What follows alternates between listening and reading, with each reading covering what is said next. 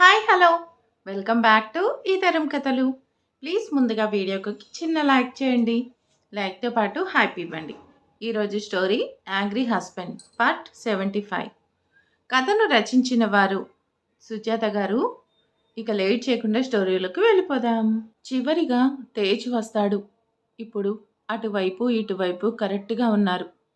తేజ్ వచ్చి ఎవరి గ్రూప్లో చేరితే వాళ్ళు విన్ అయినట్టు. తను రాగానే సౌమ్య వెళ్ళి చిన్న గేమ్ ఆడుతున్నారు. మీరు ఎటువైపు ఉంటారు అని అడుగుతుంది.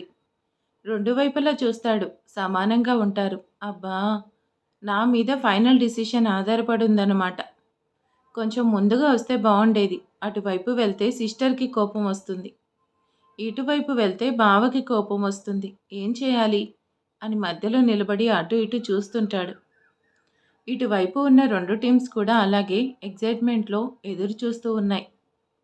ఐశ్వర్య శేఖర్ ఒకవైపు ఉన్నారు. అటువైపు రమ్య అర్జున్ కూడా ఒకే వైపు ఉన్నారు. అందుకని నేను కూడా నా వైఫ్తోనే ఉంటాను. తను ఎటుందో నాకు తెలీదు. తను ఎటువైపు ఉంటే అటువైపే ఉంటాను అంటాడు. ఆ మాట వినగానే మేమే విన్ అయ్యాం అని పెద్దగా అరుస్తారు జై వైపు వాళ్ళంతా.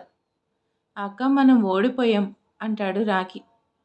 ఇలాంటివి పట్టించుకోకూడదు రాఖీ. అపజయం విజయానికి తొలిమెట్టు. ఈ మాటనే గొప్ప గొప్ప మేధావులంతా చెప్పారు. అందుకని మనం వాళ్ళనే ఫాలో అవుదాం అంటుంది దక్ష.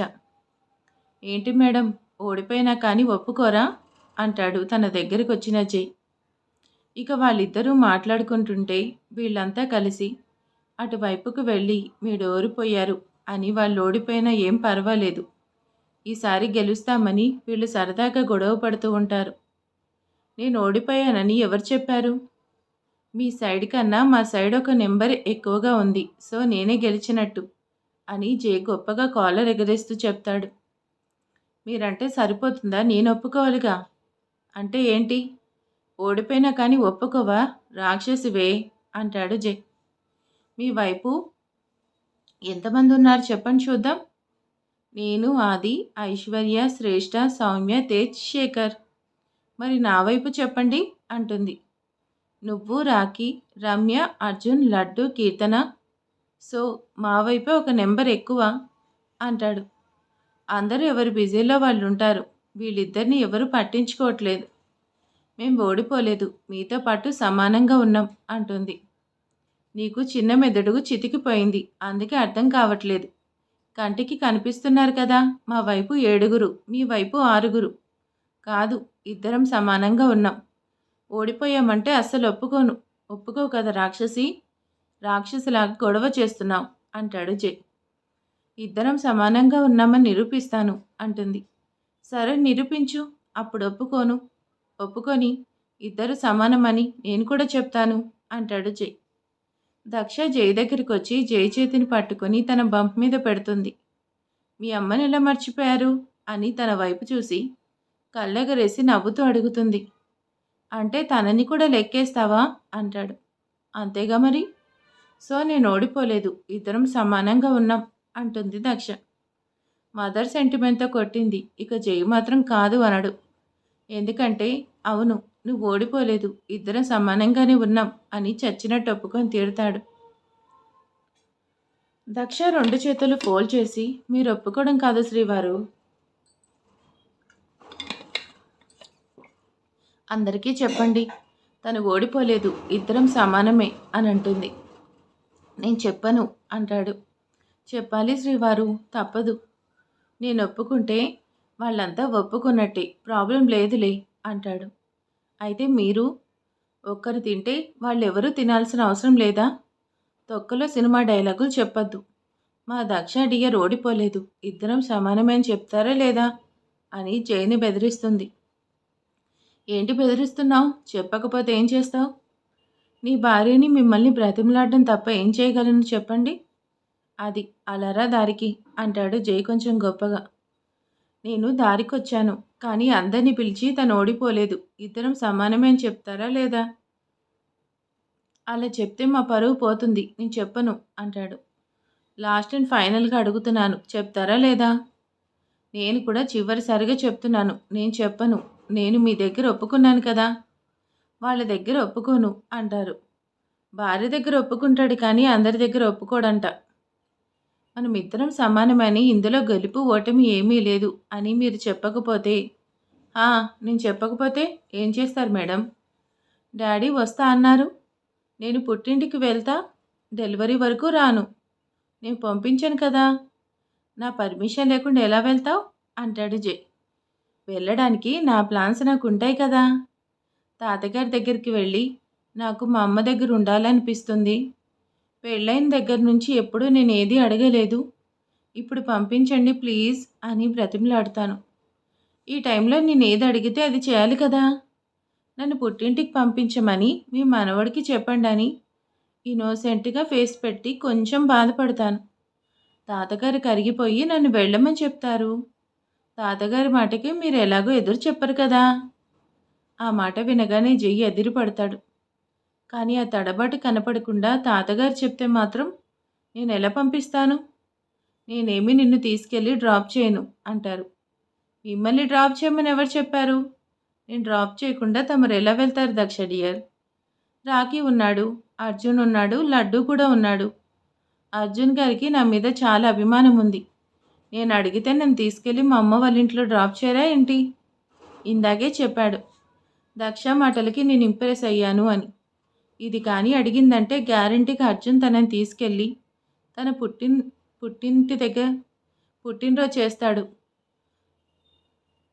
అమ్మో! ఇది వెళ్తే మన వల్ల కాదనుకొని ఇది మనకి బాగా అలవాటైపోయింది. కాంప్రమైజ్ అయితే బెస్ట్ అనుకుంటాడు జై. సరే సరే ఫీల్ అవ్వకు. అందరినీ పిలిచి ఇద్దరం సమానమే అని చెప్తాను అంటాడు. హలో సార్ చెప్తాము కాదు తమరే చెప్పాలి. నీ మొగుడిని నన్ను బ్లాక్మెయిల్ చేస్తున్నావా? చిచి బ్లాక్మెయిల్ చేయడం నాకు అలవాట్లేదు. మామూలుగా మాట్లాడుతున్నాను. నవ్వుతూ మాట్లాడుతున్నాను. ప్రేమగా మాట్లాడుతున్నాను. కొంచెం తొందరగా అందరినీ పిలిచి చెప్తే బాగుంటుంది కదా అని నవ్వుతూ అడుగుతుంది. పాపం జైకి అస్సలు ఇష్టం లేదు. తను గెలిచానని హ్యాపీగా ఉన్నాడు. ఇప్పుడు గెలవడం కాదు. ఇద్దరం సమానంగా ఉన్నామని ఒప్పుకోవాలి. ఒప్పుకోకపోతే తన పుట్టింటికి వెళ్తానని బెదిరిస్తుంది. తను వెళ్ళినా పర్వాలేదు. నేను గెలిచానని గొప్పగా చెప్పుకుంటే దక్ష లేకుండా నా వల్ల కాదు. సో చచ్చినట్టు గెలుపు ఓటమి లేవు. ఇద్దరం సమానమే అని చెప్పాలి. ఎలా? శ్రీవారు ఆల్రెడీ 10 మినిట్స్ అయింది. త్వరగా చెప్తే బాగుంటుంది. నీ పేరు దక్ష అని కాదే నక్సలై సారీ ఇవి వర్డ్స్ వాడకూడదు. ఇలాంటి పేర్లు పెడితే బాగుండేది అంటాడు. పుట్టిన పాపతో పాటు నాకు కూడా నామకరణ మహోత్సవం చేయొచ్చు కానీ ముందు పిలిచి చెప్పండి అంటుంది దక్ష. ఇక చేసేది లేక ఇష్టం లేకపోయినా అందరూ ఒకసారి ఇలా రండి అంటాడు. జై పిలవగానే వచ్చి ఇందాకట్లాగా ఎవరు టీంకి వాళ్ళు నిలబడుంటారు. ఏంటన్నయ్య పిలిచావు తొందరగా చెప్పు. ఏంటి శ్రీవారు మళ్ళీ పిలిచారు? ఇంకొక గేమ్ ప్లాన్ చేస్తున్నారా? అని నవ్వుతూ అడుగుతుంది దక్ష. చూడు ఎలా నవ్వుతుందో అని మనసులో అనుకొని, అంటే మనం అంతా ఒకటే కదా! ఇందులో గెలవడం, ఓడిపోవడం ఇలాంటివన్నీ పెట్టుకొని అనవసరంగా మనలో మనం గొడవలు పడ్డం ఎందుకు? అందుకని ఇబ్బంది లేకుండా అన్నయ్య నువ్వేం చెప్పాలనుకుంటున్నావో ఒక్క ముక్క కూడా అర్థం కాలేదు అంటాడు లడ్డు. అంటే మనం గెలిచాము, వాళ్ళు ఓడారు ఇవన్నీ ఎందుకు? లైట్ తీసుకొని అందరూ గెలిచామంటే బాగుంటుంది కదా అంటాడు జై. అతి కష్టం మీద వస్తుంది ఆ మాట. అదేంటి మేము ఒప్పుకోము. మేము గెలిచాం వాళ్ళు ఓడిపోయారని శ్రేష్ఠ గట్టిగా మాట్లాడుతుంది. శ్రేష్ఠ నువ్వాగు. మీ అక్కయ్య కదా మీలో మీకు మీ పంతం దేనికి? ఇద్దరూ గెలిచారు అనుకుంటే సరిపోతుంది కదా అని సమన్యాయం చెప్పడానికి ప్రయత్నిస్తూ ఉంటాడు జై. ఇందాకటి దాకా బాగానే ఉన్నాడు కదా ఇప్పుడేంటి సడన్గా అని టీం మొత్తం జై వైపు ఆశ్చర్యంగా చూస్తారు. అదేంటి తన్నయ్య మనం గెలిచాం కదా అలా అంటావేంటి? అంటే ఒకే ఇంట్లో ఉంటాం, కలిసిమెలిసి ఉంటాం. ఈ గెలుపు ఓటములు ఎందుకు? అందరం గెలిచామనుకుని హ్యాపీగా ఉండొచ్చు కదా. నేను ఒప్పుకున్నా అన్నయ్య మనం గెలిచాం, వాళ్ళు ఓడిపోయారు, ఇదే ఫైనల్ అంటుంది ఐశ్వర్య. రాకీ కూడా ఆశ్చర్యపడతాడు. ఇప్పటిదాకా మేము గెలిచాం అని గొడవ చేసి సడన్గా మాట మారుస్తున్నాడేంటి అని అనుమానంగా దక్ష వైపు చూస్తాడు. తను కూడా నవ్వుతూ రాకీ వైపు చూస్తుంది. మా అక్క ఏదో మాయ చేసిందిలే అనుకుని నవ్వుకుంటాడు రాకీ. మేము ఒప్పుకోం, మనమే గెలిచాం అనుకుంటారు ఐశ్వర్య. మీ టీం లీడర్ ఒప్పుకున్నారు, నువ్వు ఒప్పుకునేందుకు? నువ్వు ఒప్పుకునేదేంటి అని అటువైపు టీం వాళ్ళు గొడవ పడుతూ ఉంటారు. తొందరగా ఏదో ఒకటి చెయ్యండి, లేకపోతే గొడవ పెరిగి పెద్దదవుతుంది అని సైగ చేస్తుంది దక్ష. ఒకసారి గట్టిగా కళ్ళు మూసుకొని ఊపిరి తీసుకొని కళ్ళు తెరిచి ఆపండి అంటాడు. అందరూ కీప్ క్వైట్. మనలో మనకి గొడవలొద్దు. గెలిచారు, ఓడిపోయారు వద్దు. అందరం గెలిచాను, ఇది ఫైనల్, ఇక దీని గురించి ఎవరు మాట్లాడడానికి వీల్లేదు అని చాలా సీరియస్గా చెప్తాడు. చాలా రోజుల తర్వాత జై అంత సీరియస్గా మాట్లాడడం చూసి అందరూ సైలెంట్ అవుతారు. అక్క, విశ్వామిత్ర ఈజ్ బ్యాక్ అని నవ్వుతాడు రాఖీ. అవును అని నవ్వుతూ జై వైపు చూస్తుంది. అలా అందరూ నోళ్ళు మూయించి అందరూ విన్ అయ్యాం అని చెప్పిన తర్వాత దక్ష వైపు చూసి హ్యాపీనా అని సైగ చేసి అడుగుతాడు. దక్ష నవ్వుకుంటూ వాళ్ళ టీం వాళ్ళతో మాట్లాడుతూ ఉంటుంది తప్ప సమాధానం చెప్పదు. రాక్షసి, నువ్వు అనుకున్నదే చేస్తున్నావు, అస్సలు నా మాట వినట్లేదు, ఇక లాభం లేదు, నిన్ను కొంచెం భయపెట్టాల్సింది. ఏంటన్నయ్యా ఇలా చేశావు? ఐషు ఇక వదిలే, గేమ్ లాగే అయిపోయింది అని అంటాడు శేఖర్. చాలా రోజుల తర్వాత ఇంట్లో నవ్వులు విరబూస్తున్నాయి. ఈ కొద్ది రోజులకి ఎన్నో రోజులైనట్టుంది వాళ్ళకి. ఒకరినొకరు చాలా మిస్ అయినట్టు ఆపకుండా మాట్లాడుకుంటూనే ఉన్నారు. సరదాగా గొడవ పడుతున్నారు. దక్ష వీళ్ళ దగ్గరికి వచ్చి అర్జున్, తేజ్, శేఖర్ ముగ్గురిని భోజనానికి రమ్మని ఇన్వైట్ చేస్తుంది. అందరూ డైనింగ్ టేబుల్ దగ్గరికి వస్తారు. తాతగారు కూడా లడ్డు వాళ్ళతో కలిసి అల్లరి చేస్తున్నారు. లోపల ఉన్న వర్ధిని గారికి ఇవన్నీ వినిపిస్తూనే ఉన్నాయి, కానీ రూములో నుంచి బయటికి రావట్లేదు. ఆ రోజు నుంచి ఈ రోజు వరకు తన రూమ్ దాటి బయటికి రాలేదు. ఆవిడ్ని పద్మ ఇంకొక వర్కర్ కలిసి చూసుకుంటూ ఉంటారు. అందరినీ కూర్చోపెట్టి దక్ష వడ్డిస్తానంటే ఐశ్వర్య, శ్రేష్ఠ ఒప్పుకోరు. దక్షని కూడా కూర్చోపెట్టి వీళ్ళిద్దరూ అందరికీ వడ్డిస్తారు. అర్జున్ గారు, మీకు ఒక విషయం తెలుసా? దక్ష అక్క మా ఇంటికి వచ్చిన కొత్తల్లో మేమందరం వెన్నెల్లో గార్డెన్లో కూర్చొని భోంచేసేవాళ్ళం. అది నాకు బాగా ఇష్టం.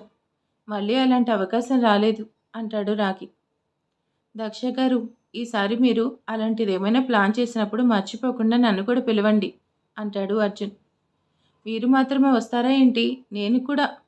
నేను శేఖర్ కూడా వస్తాం అంటాడు తేజ్. అలాగే, ఒకరోజు ప్లాన్ చేద్దాం అంటుంది దక్ష. అబ్బా, ఇక తాతగారు సంతోషం అయితే చెప్పే పనిలేదు. మనవళ్ళు, వాళ్ళ భార్యలు, మనవరాళ్ళు, వాళ్ళ భర్తలు, ఇక అందరినీ చూసుకొని ఈయనకి సంతోషం ఎక్కువైపోయింది. చాలా తృప్తిగా వాళ్ళని చూసుకుంటూ ఇష్టంగా తింటున్నాడు తాతయ్య. అందరికీ పెళ్ళిళ్ళు అయిపోయాయి. రాఖీ, నువ్వొక్కడివే ఉన్నావు, తొందరగా చెప్పేసేయ్, నీ కూడా పెళ్లి చేసేద్దాం అంటారు తాతగారు. పెళ్లి మాట వినగానే చిన్నగా నవ్వుతుంది దక్ష. అందరూ రాఖీ వైపు నవ్వుతూ చూస్తుంటే తను మాత్రం సిగ్గుపడుతూ మెలికలు తిరుగుతుంటాడు. తాతయ్య, మీకు తెలీదు అనుకుంటాను, రాఖీ తన పెళ్లి బాధ్యతను నాకు ఇచ్చేశాడు. నేను ఎవరిని చెప్తే వాళ్ళని పెళ్లి చేసుకుంటానని ప్రామిస్ చేశాడు. పైగా ఇంట్లో ఎవరు నాకు ఇవ్వని అవకాశం రాఖీ ఇస్తానని చెప్పాడు. అందుకని తన పెళ్లిలో ఎవరి పెత్తనం ఉండదు. నేను చెప్పిన అమ్మాయి మెడలోని తన తాళి కడతాడు. ఆల్రెడీ ఒక అమ్మాయిని చూసి రెడీగా ఉంచాను. రేపో ఎల్లుండో తనని తీసుకొస్తాను అంటుంది. ఆ మాట వినగానే సడన్గా రాఖీకి దగ్గొస్తుంది. అయ్యయ్యో, పాపం పొలమారింది అని పక్కనున్న వాళ్ళు తల మీద చిన్నగా తట్టి మంచినీళ్ళిస్తారు. ఓహో, నీ పెళ్లి బాధ్యతని మీ అక్కకిచ్చావా అంటారు తాతగారు. ఎప్పుడైనా వాళ్ళిద్దరు ఒకటే తాతయ్య అని అక్కసుగా అంటాడు జై.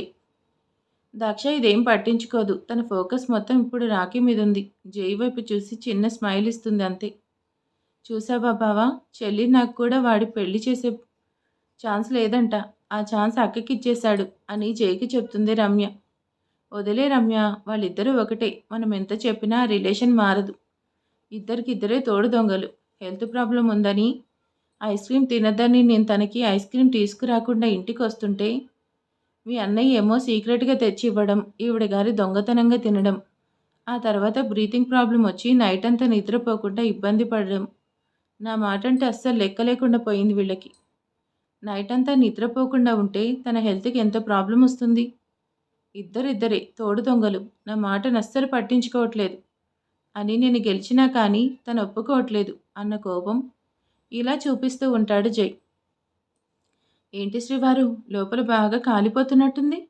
వాసనొస్తుంది. మరీ అలా మాట్లాడకండి.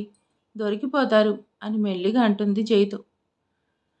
రాణి నవ్వుని తెచ్చుకొని అవును తాతయ్య, వాళ్ళిద్దరూ ఒకటే కాబట్టి పెళ్లి సంగతి తనే చూసుకుంటుందిలే.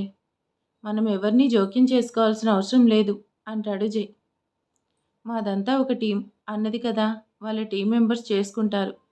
అందుకని మా టీం జోక్యం చేసుకోం అంటాడు జై. ఆ మాటకిప్పుడు దక్షకి పొలమారుతుంది. ఎందుకంటే అంజు ఐశ్వర్య వాళ్ళ ఆడపడుచు కదా. సో ఆ విషయం తెలిసి జై ఇంకా స్ట్రాంగ్గా పట్టుకుంటాడని తన భయం. ఏమైంది అని చిన్నగా తట్టి వాటర్ ఇస్తాడు జై. అరే ఇక ఆపండి, తర్వాత మాట్లాడుకుందాం. అందరూ తినండి అంటారు తాతగారు. ఇక అందరూ తింటూ ఉంటారు.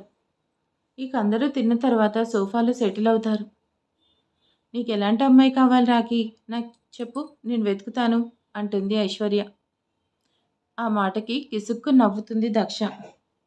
సమయం సందర్భం లేకుండా నీకు నవ్వెందుకు వస్తుంది అని అడుగుతాడు జై.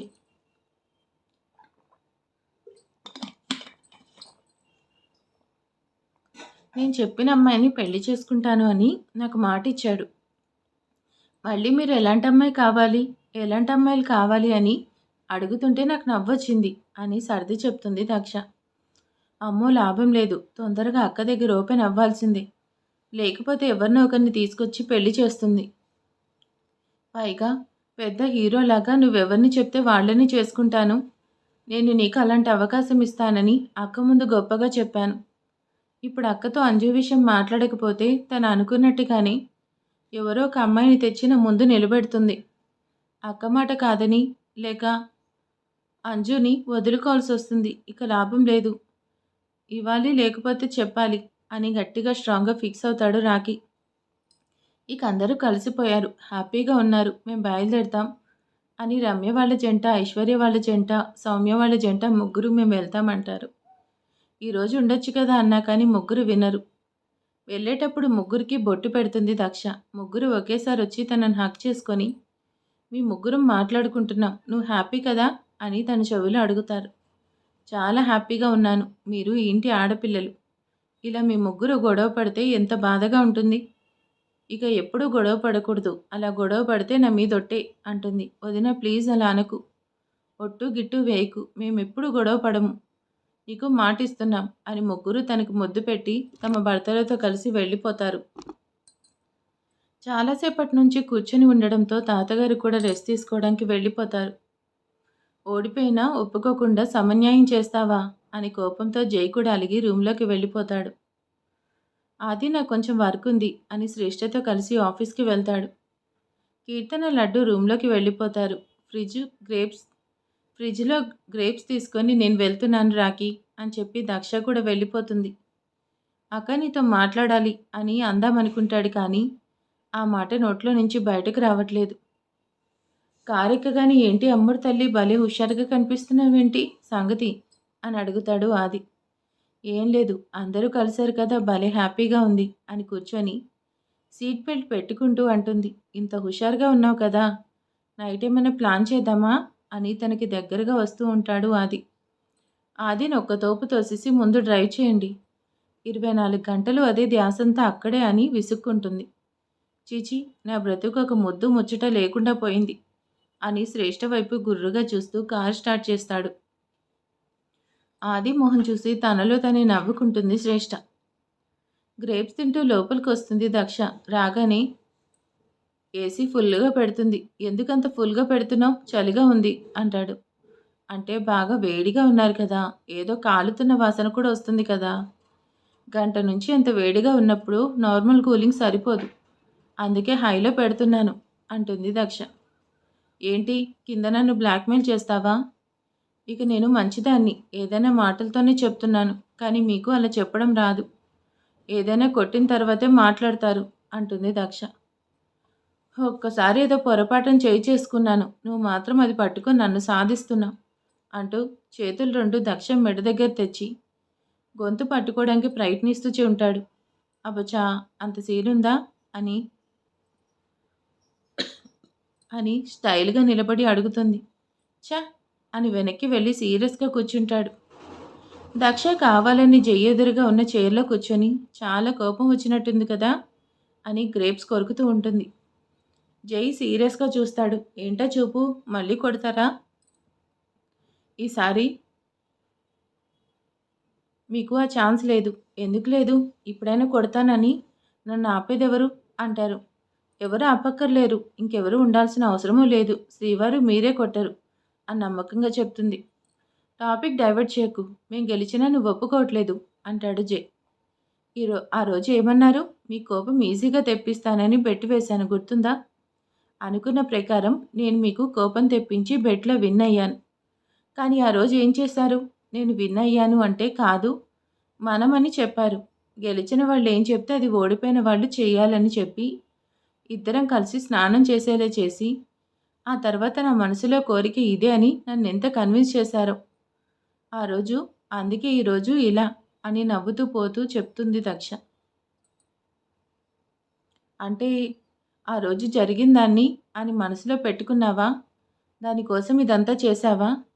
అంతే కదా శ్రీవారు. ఇంతకన్నా ఏం చేయగలను చెప్పండి? ఆ రోజు నాకు కూడా ఇలాగే కాలింది. కానీ నేనేమైనా అన్నానా? సైలెంట్గా ఉన్నాను కదా. కనీసం సరదాకి కూడా నీ మీద పోట్లాడలేదు. జై పళ్ళు కొరుకుతూ చెప్తోడు. అయినా మిమ్మల్ని దెబ్బ కొట్టాలంటే ఎన్ని తెలివితేటలుండాలి? నాలాంటి వాళ్ళ వల్ల ఏమవుతుంది? ఆఫ్టర్ ఆల్ నేనెంత? సింహం లాంటి మీ ముందు చిట్టెలుకనే కదా. అసలు నా బ్రెయిన్ కూడా సరిగ్గా పనిచేయదు. చిన్న మెదడు కూడా చితికిపోతూ ఉంటుంది అని మా శ్రీవారు ఎప్పుడు ఎగతాళి చేస్తూ ఉంటారు. ఇంతకన్నా ఏం చేయలేకపోయాను శ్రీవారు అని నవ్వుతూ చెప్పి గ్రేప్స్ కావాలనే కొరుకుతుంది. రాక్షసి నిన్ను అంటూ దక్షని కొట్టడానికి ఏం దొరుకుతుందా అని వెతికి చివరికి ఏమీ దొరకపోవడంతో తన మునిపంటితో గ్రేప్స్ కొరుకుతూ ఉంటుంది దక్ష. జై ఫాస్ట్గా వెళ్ళి తన పెదవులు అందుకొని ఆ మునిపంటి మధ్యలో ఉన్న గ్రేప్ని తన నోట్లోకి తీసుకొని ఆ ముద్దుని మాత్రం కొనసాగిస్తూ ఉంటాడు.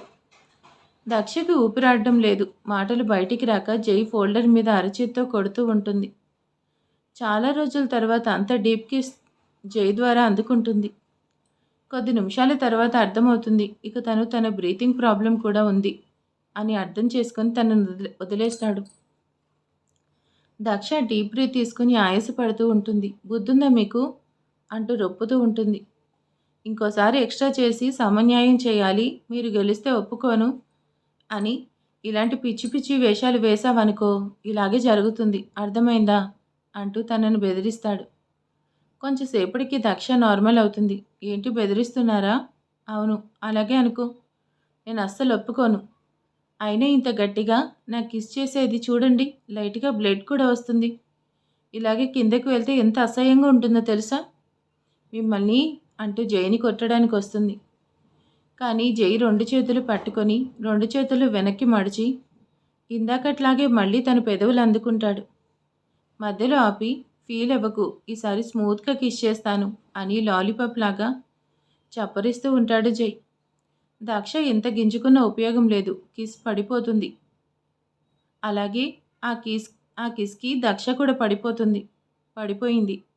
అది కూడా అయిపోయిన తర్వాత దక్ష చాలా కోపంగా చూస్తూ ఉంటుంది. ఎందుకు ఇలా చేస్తున్నారు? జై మళ్ళీ కిస్ చేయడానికి ముందుకు రావడంతో నోరు మూసుకొని ఉంటుంది. మాట్లాడను అని తలాటంగా తిప్పుతుంది. ఇంకోసారి పిచ్చి పిచ్చి వేషాలు వేసావనుకో నా ట్రీట్మెంట్ ఇంతకన్నా స్ట్రాంగ్గా ఉంటుంది, అర్థమైందా? ఇంకెప్పుడు మనతో పెట్టుకోకు అని స్టైల్గా కాలర్ ఎగరేస్తాడు. దక్షకి ఏదో మాట్లాడాలని ఉన్నా కానీ మాట్లాడలేకపోతుంది. ఎందుకంటే లిప్స్ బాగా మంటగా అనిపిస్తుంది. మళ్ళీ మాట్లాడితే ఇంకా కొరికేస్తాడని సైలెంట్గా ఉంటుంది. జై వైపు మాత్రం సీరియస్గా చూస్తూ మంటగా ఉన్న పెదాలని తడుముకుంటూ ఉంటుంది. ఏంటి నాన్న, వాడెవడో చెప్పాడని జై వాళ్ళ ఇంటికి వెళ్ళి గోలగోల చేశాం. ఇప్పుడు జై వాళ్ళు మనల్ని అరెస్ట్ చేయించారు. ఆ ఇంట్లో ఉన్న ముసల్ది ఇక డబ్బులు ఇవ్వదు. అలాగే మనల్ని రెచ్చగొట్టి ఆ ఇంటికి పంపించిన ఆ రోహిత్ కూడా ఇంతవరకు బెయిల్ ఇవ్వలేదు. మనల్ని బయటికి తీసుకెళ్ళలేదు. ఇలా ఎన్నాళ్ళు ఉండాలి? జైల్లో ఉండాలో అర్థం కావట్లేదు. ఏదో ఒకటి చేయండి నాన్న అని పాపం జైల్లో ఏడుస్తూ ఉంటాడు నాగభూషణం కొడుకు. మనకి ఏదైనా ప్రాబ్లం వస్తే చూసుకుంటానని చెప్పి కనీసం మనల్ని చూడ్డానికి కూడా రాలేదేంట్రా? అటుగా వెళ్తున్న కానిస్టేబుల్ని ఆపి నాకు తెలిసిన వాళ్ళకి ఒక వ్యక్తికి సీరియస్గా ఉంది, తను ప్రాణాపాయ పరిస్థితుల్లో ఉన్నాడు, ఒకసారి ఫోన్ చేసుకోవచ్చా అని అడగడంతో, ఇదేమైనా నీ ఇల్లా, కుదరదు అంటాడు కానిస్టేబుల్. ప్లీజ్ సార్ అని తన్ని బ్రతిమలాడతాడు. సరేలే, ఎవరికో సీరియస్గా ఉంది కదా అని ఫోన్ ఇచ్చి కొంచెం దూరంగా నిలబడతాడు కానిస్టేబుల్. ఎందుకైనా మంచిదని రోహిత్ నెంబర్ గుర్తు పెట్టుకున్నాడు. ఇప్పుడు తనకి ఫోన్ చేస్తే హలో ఎవరు అని అడుగుతాడు రోహిత్. నేనే సార్, నాగభూషణాన్ని. మీరు నన్ను బయటికి తీసుకొస్తారని ఎదురు చూస్తున్నాను. నేను ఇలా జైల్లో మగ్గిపోతున్నాను, దయచేసి నన్ను బయటికి తీసుకురండి. ఎవరు నువ్వు? నేనెందుకు బయటికి తీసుకురావాలి? నాకేంటి అవసరం? అదేంటి సార్ అలా మాట్లాడతారు? మీరే కదా నాకు ఎంత డబ్బు కావాలని ఇస్తానని చెప్పి నిజం మాత్రం వాళ్ళకి చెప్పమని బయటకు వాళ్ళ ఇంటికి పంపించారు కదా. అప్పటికి నేను ముందు డబ్బు ఇవ్వండి తర్వాత చెప్తాను అన్నా కానీ మీరు వినలేదు. ఇవాళ శనివారం, బ్యాంకులు ఉండవని చెప్పి నన్ను పంపించారు. అక్కడేమో నన్ను అరెస్ట్ చేశారు. ఇప్పటి వరకు జైల్లోనే ఉన్నా, మీరు నా కోసం రాలేదు. అయినా నన్ను నమ్మమని నేను చెప్పానా? ఏంటి నన్నే మోసం చేస్తున్నావా అని కోపంగా అడుగుతాడు నాగభూషణం. నేనేదో చెప్తాను, నా మాట వినమని నీకెవరు చెప్పారు? నీకు ఆ మాత్రం తెలివి లేదా? నిన్ను బయటకు తీసుకురావాల్సిన అవసరం నాకు లేదు. నోరు మూసుకొని ఫోన్ పెట్టేయి. ఇంకోసారి ఫోన్ చేస్తే జైల్లో నుంచి దొంగతనంగా నాకు ఫోన్ చేసి బెదిరిస్తున్నావని ఇంకొక కేసు పెడతాను అంటాడు రోహిత్. ఏంట్రా, నన్నే బెదిరిస్తున్నావా అని కోపంగా అడుగుతాడు నాగభూషణం. ఏం చేసుకుంటావు చేసుకోరా, బెదిరించడం కాదు, భయపెట్టడం కాదు. అసలు నువ్వెవరో నాకు తెలీదు, పోరా అని ఫోన్ పెట్టేస్తాడు రోహిత్. ఇదేంటి ఇలా అయిపోయింది? కోట్లు వస్తాయని ఆశపడి వర్ధిని ప్రతి నెల ఇచ్చే లక్షలని కూడా పోగొట్టుకొని జైల్లో చిప్పకుడు తింటున్నాను. అనవసరంగా వీటి మాటలు విని జైలు పాలయ్యాను అని తీరిక బాధపడతాడు నాగభూషణం. ఎంతసేపు మాట్లాడేది అని కానిస్టేబుల్ వచ్చి ఫోన్ తీసుకొని వెళ్ళిపోతాడు. అక్కడ పంచాయతీకి ఇబ్బంది పడుతున్న కొడుకుని చూసుకొని బాధపడతాడు నాగభూషణం. పాపం నా వల్ల వీడు కూడా చాలా ఇబ్బందులు పడుతున్నాడు అనుకుంటాడు. ఇక మాకు ఈ శిక్ష తప్పదు అనుకుని బాధగా పనిచేయడానికి ఇంకో వైపు వెళ్తాడు నాగభూషణం. పరిగెత్తుకుంటూ వాళ్ళ నాన్న దగ్గరికి వస్తాడు. ఏంటి నాన్న, ఏమైంది? ఆ సార్ ఎప్పుడొస్తాడు అని అడుగుతాడు దొంగ పెళ్లి కొడుకు. మనం మోసపోయాంరా, నీ ఇష్టం వచ్చింది చేసుకొని రివర్స్లో మనల్ని బెదిరిస్తున్నారు. అంటే మనకి జైలు శిక్ష తప్పదా అని బోరుని ఏడుస్తూ ఉంటాడు దొంగ పెళ్లి కొడుకు. మనం చేసిన తప్పుకి మనమే శిక్ష అనుభవించాలి. ఇక శిక్ష తప్పదు అని కాంప్రమైజ్ అయ్యి తండ్రి కొడుకులు ఇద్దరు ఏడుపు మొహాలు వేసుకొని జైలర్ చెప్పిన పనులు చేస్తూ ఉంటారు. అలా దక్ష మీద అరిచేసి తన నోరు మోయించి అలా వెళ్ళిపోయిన జై నైట్కి ఇంటికి చేరతాడు. తన రూమ్లోకి వెళ్ళి చూసేసరికి దక్ష బెడ్ మీద కాకుండా బాల్కనీలో వీళ్ళిద్దరూ కూర్చొని మాట్లాడే ఉయ్యాల్లో పడుకొని నిద్రపోతూ ఉంటుంది. ఎన్నిసార్లు చెప్పినా నా మాట అంటే దీనికి లెక్కలేదు. చలిగాలికి ఎక్కడ మళ్ళీ తనకు బ్రీతింగ్ ప్రాబ్లం వస్తుందో అని భయంతో తనని ఎత్తుకొని తీసుకొచ్చి బెడ్ మీద పడుకోబెడతాడు. బాగా అలసిపోయిందేమో తెలీదు, కానీ బాగా డీప్ స్లీప్లో ఉంది అనుకోకుండా తన వైపే చూస్తాడు. ప్రశాంతంగా చిన్నపిల్లలాగా నిద్ర కూడా నవ్వుతూ పడుకొని ఉన్న దక్ష ఫేస్ చూడగానే తన అలసట మొత్తం మాయమయ్యి పెదవుల పైన చిన్న చిరునవ్వు ప్రత్యక్షమవుతుంది. అప్పుడే దక్ష పెదవి పైన తను చేసిన గాయం కనిపిస్తుంది. నిజమే, రేపొద్దున కిందకి వెళ్తే దీంతో ఇబ్బంది అనుకుని ఫ్రిడ్జ్లో నుంచి వెన్న తీసుకొచ్చి తన పెదాలకి రాస్తాడు. అప్పుడు గాయం చేయడం దేనికి, ఇప్పుడు వెన్న రాయడం దేనికి అంటుంది కళ్ళు మూసుకొని. ఆ మాటకి నవ్వుతాడు జై. మరి ఇక తర్వాత ఏం జరగబోతుంది ఏంటి అనేది నెక్స్ట్ పార్ట్లో చూద్దాం. ఈరోజు వీడియో ఎలా ఉందో ప్లీజ్ కామెంట్ చేసేయండి, లైక్ చేయండి. Thank you.